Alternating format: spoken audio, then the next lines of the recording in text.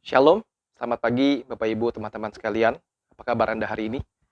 Tidak terasa ya kita sudah melalui bulan demi bulan dan sudah masuk di dalam awal bulan Mei. Saya percaya Bapak Ibu sekalian mengalami penyertaan Tuhan dan kita semua boleh bersama-sama hidup seturut dengan kehendak Tuhan. Bapak Ibu sekalian, mari kita sama-sama meneruskan renungan kita yang saya ambil dengan tema Be Strong in the Lord bagian yang kedua. Saya akan bacakan ayat yang akan mendasari renungan kita pada pagi hari ini. Dari Efesus pasal yang ke-6, ayat yang ke-10 hingga ayat yang ke-11. Demikian firman Tuhan, akhirnya hendaklah kamu kuat di dalam Tuhan, di dalam kekuatan kuasa-Nya. Kenakanlah seluruh perlengkapan senjata Allah supaya kamu dapat bertahan melawan tipu muslihat iblis.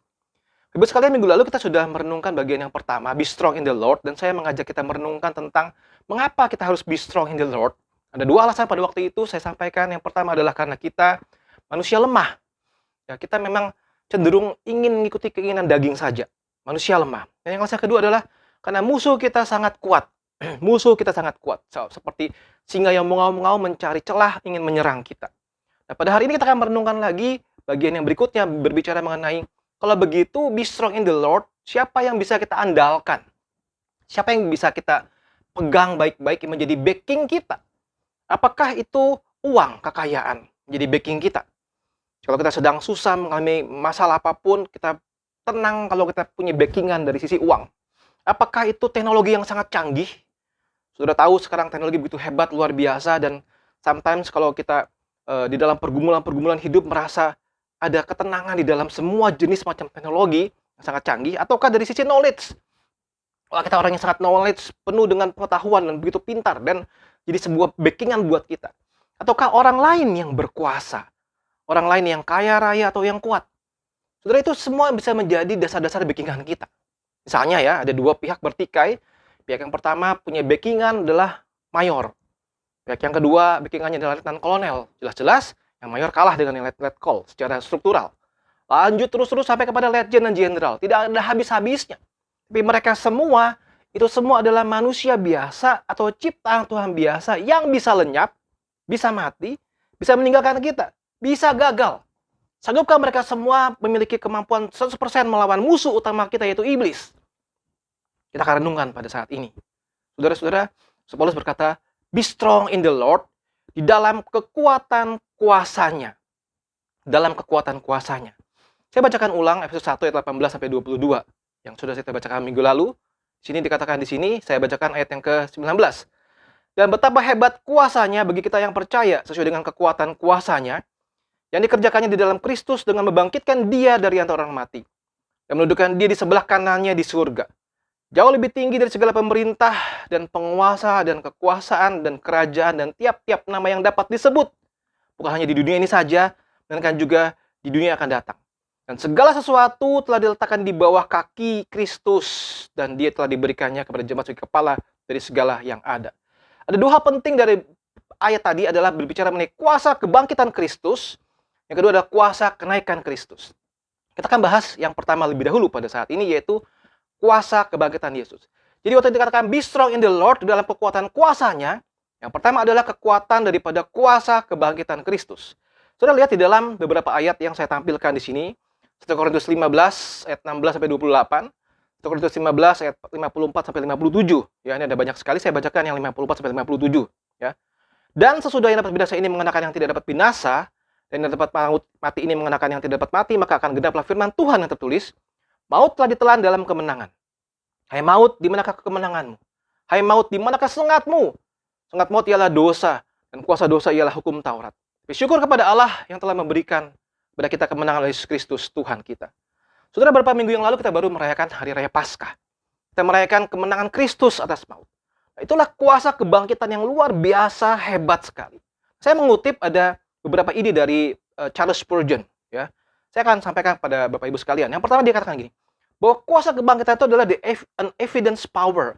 Sebuah kuasa yang menjadi sebuah pembuktian. Pembuktian apa? Bahwa Yesus adalah Mesias. Yesus adalah anak Allah yang hidup. Kalau dia mati saja dan dia tidak bisa bangkit, maka dia adalah manusia biasa sama seperti kita. Tetapi waktu dia bangkit dari kematian, dia menunjukkan dia adalah Mesias, anak Allah yang hidup. Yang kedua, kuasa kebangkitan itu adalah justifying power, kuasa yang membenarkan. Membenarkan apa? Status kita, orang berdosa dibenarkan oleh Kristus. Saudara lihat Roma 5 ayat yang ke-9. Lebih, karena kita sekarang telah dibenarkan oleh darahnya, kita pasti akan diselamatkan dari murka Allah. 2 Korintus 5 ayat 21. Dia yang tidak mengenal dosa telah dibuat yang menjadi dosa karena kita, supaya dalam dia kita dibenarkan oleh Allah. Saudara, puji Tuhan. Kuasa kebangkitan Kristus membenarkan kita, status kita. Orang berdosa dibenarkan oleh Kristus. Dan yang ketiga, kuasa kebangkitan Kristus adalah kuasa yang life-giving power. Life-giving power. Kuasa yang memberikan hidup. Wah, puji Tuhan. Saudara lihat Yohanes 10, 28-30. Dan aku memberikan hidup yang kekal kepada mereka, dan mereka pasti tidak akan binasa sampai selama-lamanya. Dan seorang pun tidak akan merebut mereka dari tanganku. Bapakku yang memberikan mereka kepadaku lebih besar daripada siapapun, dan seorang pun tidak dapat merebut mereka dari tangan Bapa. Aku dan Bapa adalah satu. Saudara, puji Tuhan. Lagu berkata gini, sebab dia hidup, ada hari esok. Hidup jadi berarti karena dia hidup. Kenapa? Karena kuasa kebenaran Kristus, kuasa yang memberikan hidup yang kekal untuk kita semua orang-orang berdosa. Yang terakhir, dikatakan begini, kuasa kebangkitan Kristus adalah kuasa yang the consoling power, kuasa yang menghibur. Kuasa yang menghibur. Ada satu penghiburan di situ, Yohanes 14 ayat 26. Penghibur itu Roh Kudus yang akan diutus Bapa dalam namaku, dia yang akan mengajarkan segala sesuatu kepadamu, akan mengingatkan kamu akan semua yang telah dikukatakan kepadamu. Yohanes 15 ayat 26. Jikalau penghibur yang akan kuutus dari Bapa datang, itu Roh kebenaran, yang keluar dari Bapa yang akan bersaksi tentang aku. Puji Tuhan, saudara-saudara sekalian. Kuasa karena Kristus memberikan kita penghiburan. Roh Kudus adalah roh penghibur bagi kita. So, dari 4 hal tadi, mari kita sama-sama renungkan begini. Apa efeknya kuasa kebangkitan Kristus bagi kita? Seberapa kuatnya kuasa itu bagi kita? Saudara, ada beberapa hal yang saya ajak kita renungkan. Yang pertama begini. Efeknya buat kita adalah dosa kita diampuni. Ya. Yohanes 1 ayat yang 9. Jika kita mengaku dosa kita, maka ia adalah setia dan adil. Ia akan mengampuni segala dosa kita dan menyucikan kita dari segala kejahatan. Saudara, manusia tidak berdaya mengampuni dosanya, tidak berdaya lepas dari dosanya. Karena kuasa kebenaran Kristus memberikan efek buat kita apa? Dosa kita diampuni. Jika kita mengaku dosa kita dengan sungguh-sungguh, Allah akan mengampuni dosa-dosa kita. Yang kedua, saudara, efeknya apa buat kita kuasa kebenaran itu? Kita akan menjadi rekan sekerja Allah. Utusan-utusan Kristus. Wah, ini satu ayat yang luar biasa ya. Saudara, saya bacakan 2 Korintus 5 ayat 19 dan 20. Sebab Allah mendamaikan dunia dengan dirinya oleh Kristus, dengan tidak memperhitungkan pelanggaran mereka. Lihat saudara ini. Ia telah mempercayakan berita pendamaian itu kepada kami. Jadi kami ini adalah utusan-utusan Kristus. Seakan-akan Allah menasihati kamu dengan perantaraan kami. Dalam nama Kristus kami meminta kepadamu, biarlah dirimu didamaikan dengan Allah. Kita diangkat statusnya, kita menjadi rekan sekerja Allah, menjadi utusan-utusan Kristus. Jadi satu kuasa yang luar biasa memberikan efek buat kita. Kita sekarang menjadi rekan sekerja Kristus, kita jadi utusan-utusan Kristus. Terus yang ketiga, apa efeknya buat kita? 2 Korintus 3 ayat 18. Kita bisa makin serupa dengan Kristus. Saya bacakan di sini. Kita semua mencerminkan kemuliaan Tuhan dengan muka yang tidak terselubung.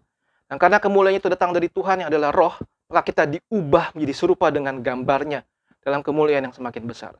Saudara, sebuah efek yang luar biasa. Makin hari kita makin diubah, makin serupa dengan Kristus. Saudara ingat di dalam Efesus yang sebelumnya yang saya sampaikan. Kita makin hari makin berubah, mengenakan pakaian baru, manusia baru, dan memiliki pola pikir yang berubah, pola tutur kata yang berubah, perilaku yang berubah. Kita akan makin hari makin serupa dengan Kristus. Kalau bukan karena kuasa kebangkitan Kristus, kita tidak mungkin akan bisa. Kekuatan kita bisakah? Tidak bisa. Pengetahuan kita bisakah? Tidak bisa. Kemauan kita saja bisakah? Tidak bisa. Karena Kristus bangkit, kita bisa makin hari makin serupa dengan Kristus. Dan efek yang terakhir, yang keempat adalah begini. Kita bisa mengalahkan dosa dan iblis. Yakobus 4 ayat yang ke-7. Karena itu tunduklah kepada Allah dan lawanlah iblis, maka ia akan lari daripadamu. Yohanes 4 yang ke-4. Kamu berasal dari Allah, anak-anakku. Kamu telah mengalahkan nabi-nabi palsu itu, sebab roh yang ada di dalam kamu lebih besar daripada roh yang ada di dalam dunia. Puji Tuhan, saudara sekalian. Karena kuasa kebangkitan Kristus, sekarang kita bisa mengalahkan dosa, bisa mengalahkan iblis. Satu pegangan firman yang sangat luar biasa. Roh yang di dalam kita lebih besar daripada roh yang di dalam dunia. Siapa kita, saudara? Manusia berdosa. Tapi kita punya Roh Kudus di dalam hidup kita. Karena kebangkitan Kristus di dalam hidup kita. Maka roh kita, karena Roh Kudus di dalam hidup kita, lebih besar daripada yang di dalam dunia ini. sehingga kita bisa mengalahkan dosa dan iblis.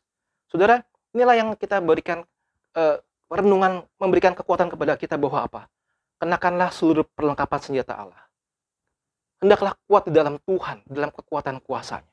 Saudara, jika kita punya kekuatan kuasa seperti itu, jikalau backingan kita adalah Tuhan yang seperti yang kita sampaikan barusan tadi, pertanyaannya adalah siapa yang bisa melawan kita?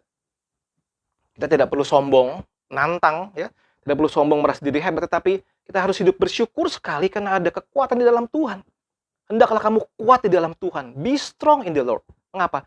Karena kuasa Tuhan, kuasa kebangkitan Kristus yang sudah kita alami, membuat kita bisa hidup berjalan sesuai dengan kehendak Tuhan.